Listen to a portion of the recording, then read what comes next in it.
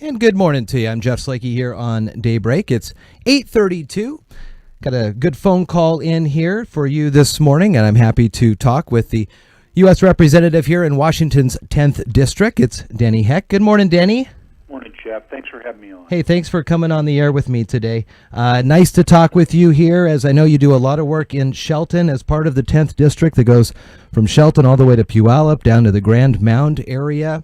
Included in that is, of course, JBLM. And first things first, I just kind of want to talk with you a little bit about things that you're hearing. We're getting reports from the Associated Press and a lot of increased conversations about North Korea and potential military action towards Guam.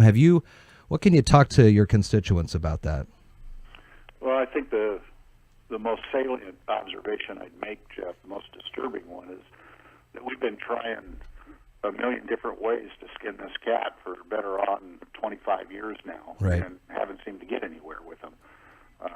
Of all the foreign policy challenges that I've had to confront and deal with and think about, and this is no small part of my time, Jeff, as I am a member of the House Intelligence Committee, and it has nation security and international relations as a part of its portfolio. Mm-hmm.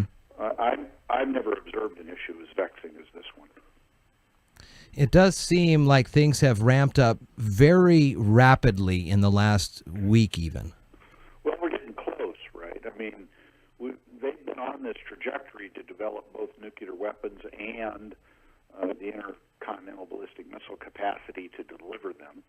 And while North Korea is the most closed society on the face of the planet, and I would add probably the most brutal and repressive regime on the face of the planet, they systematically torture their people, imprison their people, starve their people, and the leader obviously even murders members of his own family to assure his continued leadership role. It's hard to get much eyes on the developments there as we can much more readily in other nations. Mm-hmm. But having said that, Jeff, we know they're getting closer. The Department of the Defense Intelligence Agency last week was reported to have concluded that they have between 30 and 60 nuclear weapons, that they have figured out how to miniaturize a nuclear warhead, and we know from their missile testing that they're getting closer and closer. So over a 25-year period of time, despite the efforts of the entire community of civilized nations on the face of the planet who have pressured them, there isn't anybody that supports them going down this path. Nobody. Not even their strongest trading partner, China, wants this to happen, nor does Russia, nor do any of the other countries with whom we often find ourselves at considerable odds. But nobody's been able to figure out the magic recipe for getting them to stand down on this. And so we are at this point here where we are in stalemate, and it's not healthy. And furthermore, Jeff, I'd say I don't think the rhetoric is very healthy. Mm-hmm. I don't think the president's asserting that he'll bring fire and fury and a power unseen in the history of the world is going to get us there. I don't think that. I think that kind of rhetoric escalates the tension, and I think pretty clearly Kim Jong-un kind of savors that kind of talk from the president because it justifies their rhetoric and his position with his people that America is the evil enemy. Seems too that it's a little makes things a little more confusing when we hear from the president saying one line of talk towards North Korea, and his Secretary of State and his Secretary of Defense Mattis are saying kind of a different thing as well. Are these the types of concerns that your constituents in the 10th are bringing to you during your town halls during the recess, or is this starting to really come to the fore for folks around the area? Well, I'll know better tonight. I've got a town hall tonight. We call them Discuss It with Denny. And mm-hmm. It's I like to have them topically based, by which I mean we take an issue that is a focus. Tonight we've got two issues. One is the Russia investigation, and the other is North Korea. And in fact, I'm very fortunate to have an expert who happens to live in the 10th Congressional District. He was 4 years a military officer over near the DMZ in South Korea, and in the Pentagon was responsible for developing military preparedness in the South Korean theater should there be need for the contingency plans. Mostly, though, frankly, Jeff, what I hear from people is they're just concerned. They're unnerved by this. They're unsettled by this. If you are of a certain age, you will recall the Cuban Missile Crisis, and it's not quite to that degree, but honestly, Jeff, I had a good friend of mine tell me yesterday that they were just a half a step away from selling off their entire retirement portfolio because they were worried about what would happen should this progress toward the unthinkable. Wow. And so I don't think that's the average feeling, but there are a lot of people who feel that way. But look, back to your point, because I think it's a very important point. One of two things that's going on here with the administration. Either the various actors to this particular issue are moving in different directions on purpose because it serves some plan unbeknownst to us that attempts to confuse the North Koreans, or they're just not being very competent about it. I suspect it's the latter, because you're right. Secretary Tillerson said one thing, the president said another thing, General Mattis said another thing, Ambassador Haley said another thing. And by the way, lest this comes off as just purely critical of the administration, I thought Ambassador Haley did a very good job last weekend in getting unanimous support for the increased sanctions on North Korea.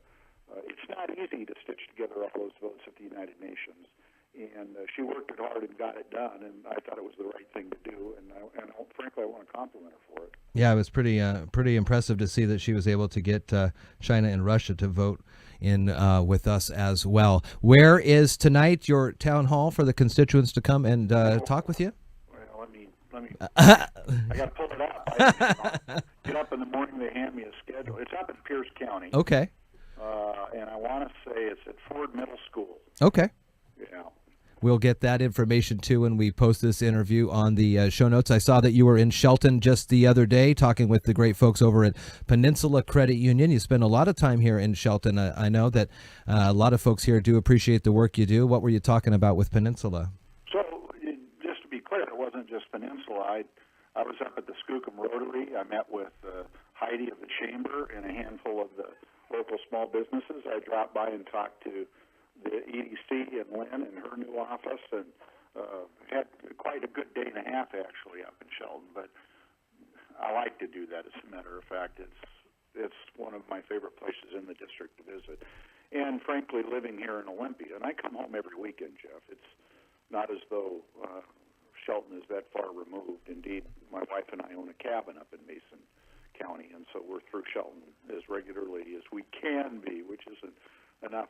So I've been talking mostly with people about my passion, and my passion is moving forward with policies that will grow our economy more strongly and faster and more fairly and more sustainably. And what I mean by that is I just don't think, even though we are in the, 8th, 9th year of recovery here for from our recession, I don't think we're creating enough good-paying jobs fast enough. Economic growth is still 2.5%, and that's way below what the average is usually in recession recoveries from recession. And nominal wage growth is still 2.5% or below, and it's been below that for most of this. I don't think most people feel like they're getting ahead. In fact, I think most people feel like they're doing their best to stay even, if not falling behind a little. And I think part of that has to do with not having the right partnership with the federal government and the private sector. Now, Jeff, I come from the private sector. I'm one who says that's where jobs are created. The federal government per se doesn't create jobs, but the federal government has an important partnership role to play in helping the economy be strong. The federal government has an important partnership role to play to making sure that the economy is functioning in a fair way. And the federal government has a responsibility and a partnership role to play in making sure that we are proceeding in a way that is sustainable and that just isn't spending the seed corn or the savings of our children to our benefit but not theirs. Congressman Denny Heck serves Washington's 10th district, which includes portions of Mason, Thurston, and Pierce counties. You can find him on his website, dennyheck.house.gov, also on facebook.com/Congressman Denny Heck. Well, next time you're in town, Denny, love to have you come by the studio for a chat. Well, I'd love to, Jeff. I actually walked right by the studio when in addition to the other folks I met with, I also sat down with Ryan Wheaton and the leadership over at the city. Oh, yeah. He's a great guy. Walked right by the office, and I would look forward to that. All right. Well, nice talking with you, Denny, and thanks for taking some time to talk with me this morning. You have a great day. You too.